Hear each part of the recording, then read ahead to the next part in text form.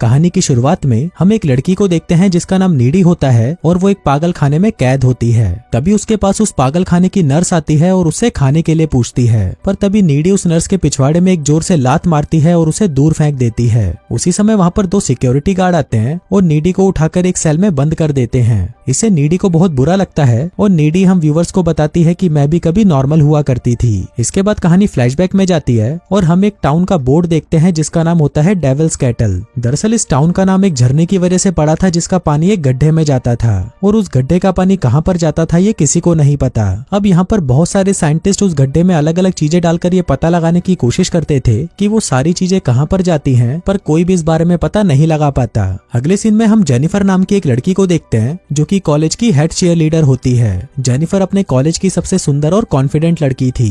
वहीं पर हम जेनिफर की बेस्ट फ्रेंड नीडी को देखते हैं जो कि जेनिफर से बिल्कुल उल्टी होती है, लेकिन वो दोनों बेस्ट फ्रेंड थे। हे मूवी के चाहने वालों, हम आपके लिए लेकर आए हैं एक धमाका ऑफर। नेटफ्लिक्स और अमेजोन पर भारी भरकम छूट आपके सामने अभी प्लान लिखे हुए हैं। अगर आपको हमारे प्लान चाहिए तो दिए गए व्हाट्सएप नंबर पर कॉन्टैक्ट करें। नेटफ्लिक्स और अमेजोन जैसे किसी भी प्लेटफॉर्म के लिए संपर्क करें और अपना ज्यादातर टाइम साथ में ही स्पेंड करते थे।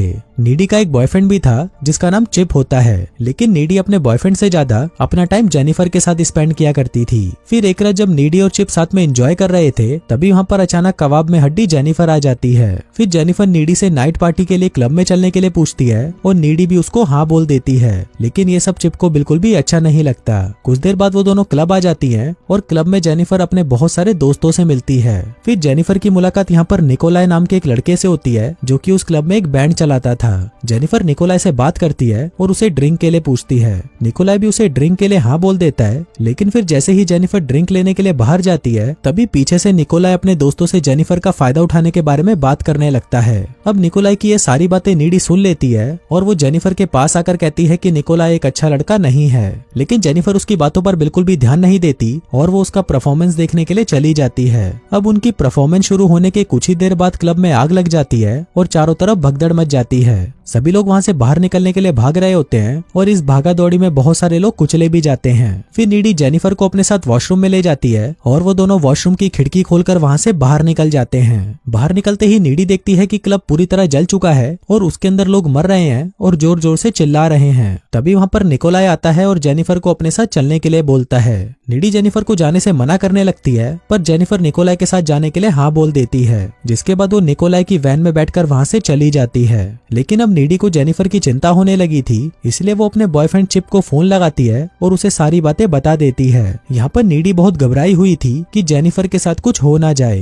तभी नीडी के दरवाजे पर कोई नॉक करता है और नीडी देखने के लिए नीचे जाती है, लेकिन वो जैसे ही दरवाजा खोलती है तभी वो देखती है कि वहाँ पर कोई नहीं होता। नीडी दरवाजा बंद करके वहाँ से जाने ही लगी थी कि तभी उसको अपने घर में किसी के होने की आवाज आने लगती है। फिर वो घर के अंदर आती है और देखती है कि वहाँ पर जेनिफर खड़ी हुई थी और उसके पूरे शरीर पर खून लगा हुआ था। जेनिफर नीडी का फ्रिज खोलती है और उसमें से कच्चा मांस निकालकर खाने लगती है। अब नीडी जेनिफर को देखकर बहुत ज्यादा डर जाती है और उससे बात करने की कोशिश करती है, पर जेनिफर यहाँ पर काफी डरावनी आवाजें निकालती है और अपने मुंह से कोई काला सा लिक्विड निकालकर वहाँ से चली जाती है। अगले दिन कॉलेज में नीडी जेनिफर और कल रात के बारे में सोच ही रही थी कि तभी वहाँ पर जेनिफर आ जाती है जो कि बिल्कुल ठीक लग रही थी। फिर नीडी जेनिफर से कल रात के बारे में पूछने लगती है, पर तभी वहाँ पर प्रोफेसर आ जाते हैं और पिछली रात क्लब में मरे हुए लोगों के बारे में बात करने लगते हैं। अब यहाँ पर जेनिफर ये सब बातें सुनकर हंसने लगती है। वहीं नीडी को ये सब काफी अजीब लग रहा था, जिसके बाद वो इस बारे में अपने बॉयफ्रेंड चिप को भी बताती है। इसके बाद हम स्कूल की फुटबॉल टीम के कैप्टन जॉनस को देखते हैं जो कि ग्राउंड में अकेला खड़ा हुआ था।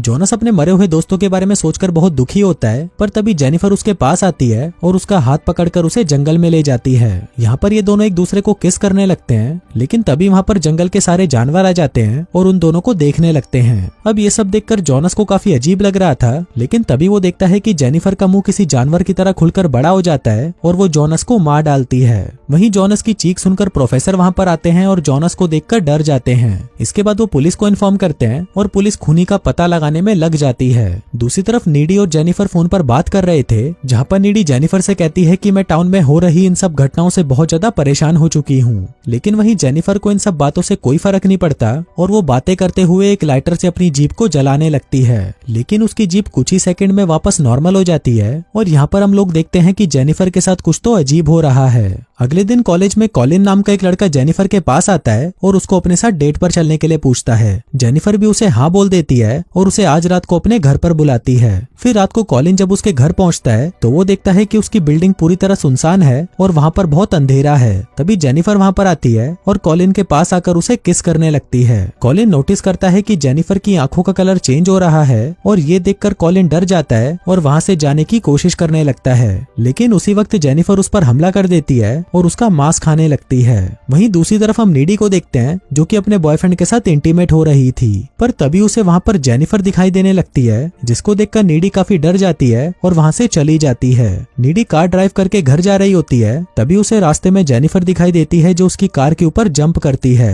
नीडी ये देखकर और भी ज्यादा डर जाती है और घर आकर रोने लगती है। इसके बाद वो जैसे ही अपने रूम में जाती है तो वो देखती है कि जेनिफर वहीं पर है। यहाँ पर जेनिफर नीडी को सेड्यूस करने लगती है और फिर वो दोनों किस करना शुरू कर देते हैं, लेकिन नीडी जेनिफर से काफी डरी हुई थी, इसलिए वो जेनिफर को वहीं रोक देती है और उसे वहाँ से जाने के लिए कहती है। फिर जेनिफर नीडी को उस रात के बारे में बताती है जिस रात क्लब में आग लगी थी।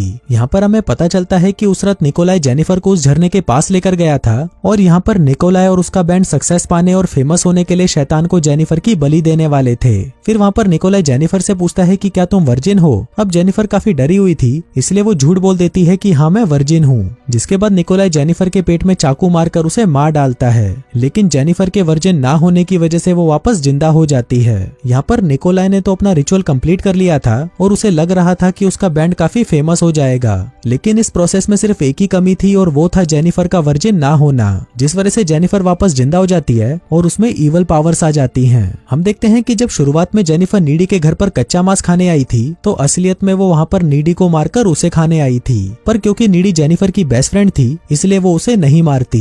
अब ये बातें बताते हुए जेनिफर अपने हाथ पर एक कट लगाती है और वो कट वापस नॉर्मल हो जाता है। अब ये देखकर नीडी काफी डर जाती है और जेनिफर को वहाँ से जाने के लिए कहती है, जिसके बाद जेनिफर उसकी घर की विंडो कूदकर वहाँ से चली जाती है। अगले दिन नीडी जेनिफर के साथ जो हो रहा था उसके बारे में पता लगाने के लिए लाइब्रेरी जाती है। फिर लाइब्रेरी के अंदर कुछ बुक पढ़ने के बाद नीडी को पता चलता है कि निकोलाई और उसके बैंड ने जेनिफर को वर्जिन समझकर उसकी बलि दी थी। अब इससे वो फेमस तो हो गए, लेकिन जेनिफर की बॉडी पर डेविल ने कब्जा कर लिया, जिसके बाद उसके अंदर डेविल की पावर्स भी आ गई। यहाँ पर नीडी को ये भी पता चलता है कि अगर जेनिफर को सुंदर रहना है तो उसे इंसानों को मारकर खाते रहना होगा और जेनिफर को मारने का बस एक ही तरीका है, उसके दिल पर वार करना। अब नीडी को ये डर लगने लगता है कि कहीं जेनिफर उसके बॉयफ्रेंड को ना मार डाले, इसलिए नीडी चिप के पास जाती है और उससे ब्रेकअप कर लेती है। नीडी चिप को ये भी बताती है कि जेनिफर डेविल बन चुकी है, लेकिन चिप उसकी बातों पर विश्वास नहीं करता और वहाँ से चला जाता है। उसी रात स्कूल में डांस पार्टी होती है और सभी लोग उस पार्टी में जाने के लिए तैयार हो रहे थे। फिर नीडी जल्दी से पार्टी में पहुंचकर वहाँ पर चिप का इंतजार करने लगती है। उधर चिप पैदल ही अपने घर से उस पार्टी में जा रहा था और उसी वक्त जेनिफर चिप के पास आती है और उसे नीडी के बारे में बताने लगती है। जेनिफर बताती है कि नीडी का तुम्हारे अलावा और भी लड़कों के साथ अफेयर चल रहा है। अब बातों ही बातों में जेनिफर चिप को सेड्यूस करती है और उसे लेकर एक सुनसान जगह पर पहुंच जाती है। दूसरी तरफ नीडी को ऐसा एहसास होता है कि शायद जेनिफर चिप के साथ कुछ बुरा करने वाली है, इसलिए नीडी परेशान होकर चिप को ढूंढने के लिए पार्टी से बाहर चली जाती है। दूसरी तरफ जेनिफर चिप के करीब आने की कोशिश करती है, पर चिप जेनिफर को कहता है कि वो अभी भी नीडी से बहुत प्यार करता है। फिर जेनिफर चिप को पानी में गिरा देती है और उसे मारने के लिए उसके पास आती है, लेकिन तभी वहाँ पर नीडी आ जाती है और जेनिफर उन दोनों को मारने की कोशिश करती है। अब नीडी को चिप की मौत से बहुत दुख होता है और अगले ही सीन में नीडी जेनिफर के घर पर जाकर उस पर हमला कर देती है। दोनों में काफी लड़ाई होती है और इसी दौरान जेनिफर नीडी के शोल्डर पर काट लेती है, लेकिन तभी जेनिफर नीडी के दिल पर वार करती है और उसे वहीं पर मार डालती है। फिर थोड़ी देर बाद जब जेनिफर की मॉम वहाँ पर आती है तो वो नीडी को वहाँ पर जेनिफर को मारते हुए देख लेती है, जिसके बाद खून के इल्जाम में नीडी को मेंटल हॉस्पिटल भेज दिया जाता है।